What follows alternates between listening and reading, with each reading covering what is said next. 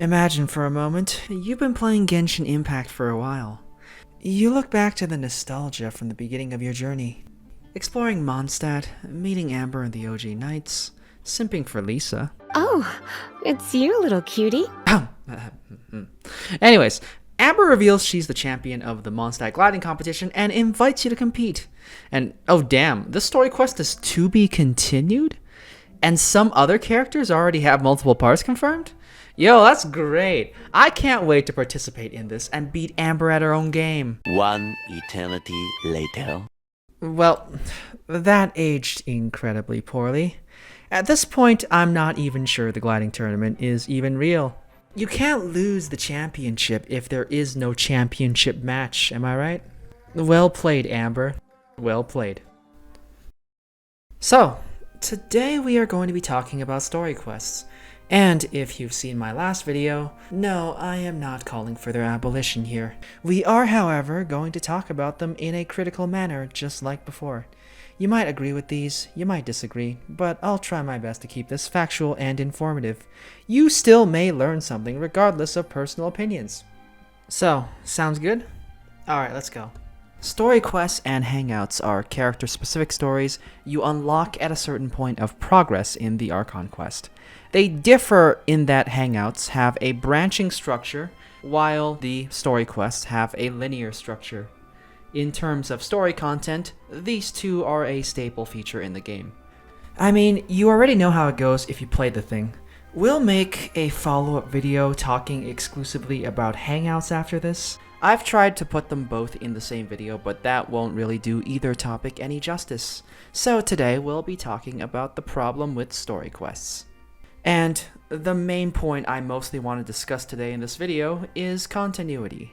Because as I'm sure you've noticed, I was really excited for the idea of competing with Amber. Continuity, in the case of the story quests, can be quite lacking at times. Sometimes it's inconsequential, other times it's a shame, and in some cases it just feels bad to look back on. The Archon quests are continuous. It's the foundation from which most story is built off in the game. When it progresses, we can feel it. Because of how much influence the Archon quests have on the rest of the game, it's very easy to remember. However, it's worth noting that not everything necessarily needs continuity. Like, there's this event where Ito had an Oni Kabuto competition. That was just for fun. There's no long-term plot setups here, so if we end up getting a rerun of the Beetle event with a story follow-up, it's nice, but it's mostly just complimentary. Story quests and hangouts are kind of in a weird middle situation. A lot of them create these compelling stories with compelling narratives and compelling characters, but they have little presence in the game beyond themselves. Although, these story quests are bigger offenders on this point. So if you watched my last video, you might know where we're going with this, because we can't talk about continuity without bringing up this guy. For those of you who have forgotten, this is Takuya, a man I consider the poster child for one-shot NPCs with good writing. Takuya is a quest-exclusive NPC, which means he only shows up in the quest. This is in contrast to characters like Shinojo, Bolai, Maotsai, and Fake Stanley, who you can interact with in the open world. This point will be relevant later. The story of the Oni was finally given direct narrative attention in Ito's story quest, and the plot revolved around him as a symbol of the Blue Oni. There was a lot of character development, there was a lot of drama, there was a flashy ending, and Takuya in the end became a very good and promising character. But then the quest ended, and we never hear from Takuya again. No update on his status, no confirmation of his release from prison, no follow-up of the story of the Oni, nothing. Now, the reason why this is a problem is because Ito's quest had build-up. It was written in a way in which we'd look to the future of both these characters, and while it was a good chapter on its own, it's left some loose ends that leaves the player anticipating more. In other words, a continuation. This quest was released upon Ito's initial release in patch 2.3, and well, he's appeared in a lot of story material since then, as if all this drama never happened. At the end of the Ito story quest, both Takuya and Ito were arrested by the Tenryou Commission, so there was absolutely no explanation for what happened after, and how they got out of prison, and we're just supposed to assume it was settled off-screen. And so, this is where our design issue comes along. As we all know, the story quests are designed in such a way where you can play them anytime you want. So the mere existence of Takuya onto any discontinuous story material, like the subsequent events, is inherently a spoiler. But I want to highlight that this issue isn't just chronological because in the Hues of the Violet Garden, aka Iridori Festival event, Ito already knows the Traveler before they first met in his story quest, if you were to play in that order. And no, it wasn't a prerequisite, so Quick Start would have had no effect.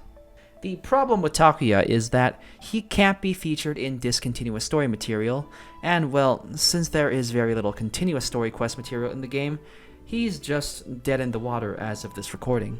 So the timeline of the story quest is designed to be ambiguous, but in truth it's not. But for story-related reasons, certain characters just can't show up unless they get dedicated follow-up material, which has happened before, but it's incredibly rare. So, unless you fully flesh out the timeline for this sort of thing, you're in this awkward space of no man's land where NPCs either show up and spoil major story developments, or they disappear, never to be heard from again. And this is the fate of the quest-exclusive NPC. Now, for Takuya in particular, the funniest part about his story is that the sheer irony of the ending isn't lost on me. He was begging us to leave him to die in the hideout, but then Ito saved his life. Okay, cool. He's alive now. He and Ito are going to jail together. Meanwhile, Ito already escapes off-screen and is backing out again by the next event, trying to scare people in the test of courage, stalking Yanfei into the chasm and having Kabuto fights with children, and this guy just completely vanished off the face of Teyvat. Like, what was the freaking point of saving his life if the game just proceeds to delete him anyway? Like, he literally got Greater Lord Ruka divided out of the game. If this is how the story is just gonna treat this guy, then it would have just been much better if he simply died at the end of Ito's story quest. And of course, just to prevent this from devolving into an Ito rant, this is true for many other characters who follow the same example. Ilias, a guy with perhaps one of the deepest and darkest backstories I've seen in Genshin Impact, has a greater narrative tied to his existence, which reveals the rotten and corrupt culture of the academia.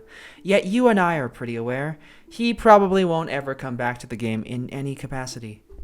Inaya has perhaps one of the most relatable backstories to the player base, like, we all have daddy issues, or if you don't, then good for you. Yet she doesn't appear as an NPC on the freaking map. She just kinda disappears off the face of the game before and after Nilou's quest. Like, I don't understand why she's a quest-exclusive NPC. Then there's Juri. Juri. Technically, his story wasn't even over. He was called for a job involving the Fatui, so that's happening. So with all that said, I'm going to balance the next part with some counterpoints. Some story quests, like for example Venti's, Xingqiu's, Ganyu's, and Ayato's story quest, makes use of existing NPCs. In other words, they're not quest exclusive. You remember this guy, who in my opinion is one of the funniest characters in the game? Shinojo was that guy in the escort mission in Inazuma Act 1, and then he came back in Ayato's story quest. I will always remember him as the secretly heartbroken guy with a hopeless crush, like it's too funny. But despite being a hopeless romantic with a one-sided crush, he still did some cool things to help out and got a follow-up with some nice closure. Seriously, can we get a happy ending for this guy? You gotta give him a Temeya-style story where a sussy Liyue woman seduces him and... Oh, then there's Wang Ping'an, the quest-exclusive character in Xiao's quest, who became quest-inclusive during the Yaksha patches where he had his own mini-world quest series on rebuilding Parvisi's temple. Oh geez, that's a tongue twister. I don't really care about him that much, but I'm not gonna lie, I'm kinda proud of this guy. His redemption arc has come full circle. Even though I don't have any feelings about Wang Ping'an in particular, I'm still glad that we got this.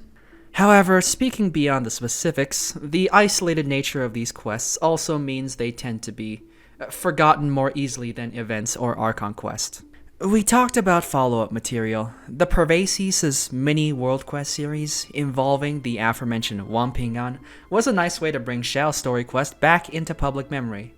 Now obviously if story quests have zero impact beyond themselves, then there's little reminder in the game itself that makes us recall those stories.